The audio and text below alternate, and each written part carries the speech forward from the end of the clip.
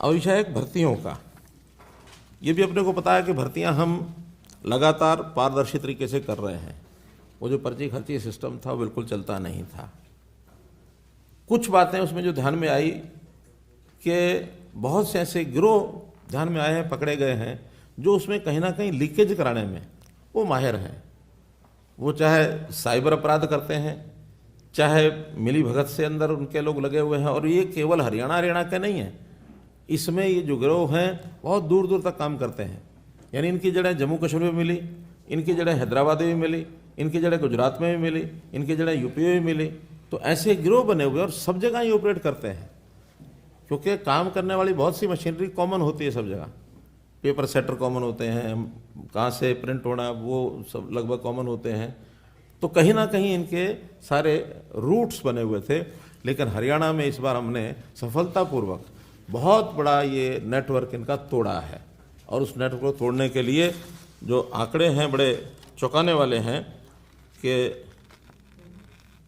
यानी जो पुलिस सिपाही भर्ती हुई उसमें जो पेपर लीक हुआ उसके अंदर तुरंत कार्रवाई करके इस समय तक 70 आरोपियों को गिरफ्तार किया जा चुका है। एक पेपर में 70 आरोपी, यानी कितना बड़ा नेटवर्क होगा ये, इसमें से ध्यान करने की बात है।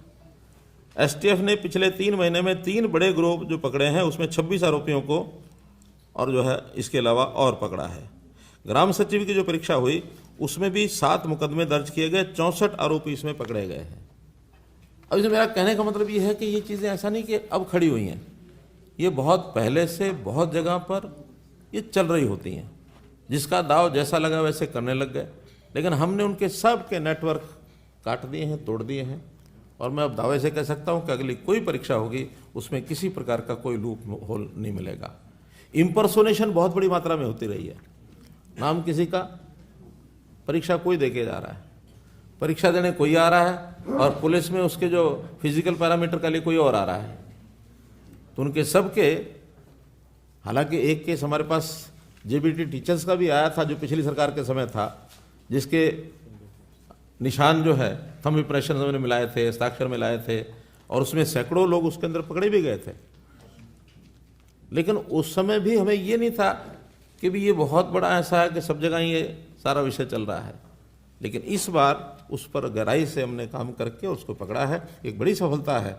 इसमें कोई कितना ही कहता रहे, लेकिन इस एक बीमारी को जड़ से दूर करने का काम ये सफलतापूर्वक हमने किया है। मैं इसलिए बता रहा हूँ कि अब अगली भर्तियाँ बहुत जल्दी होंगी, ग्रुप सी की भी होंगी, ग्रुप डी की भी होंगी, एबी की भी होंगी, स्टाफ सिलेक्शन कमीशन भी करेगा और एचपीएससी भी करेगा। उन्होंने अपने सिस्टम को भी ठीक कर लिया है। तो इसलिए ये विषय आपको एक ध्यान कराने के लिए इस विषय को मुझे आपके सामने रखना था। मित्रों, महत्वपूर्ण विषय तो 2 पहले नारकोटिक्स ब्यूरो का और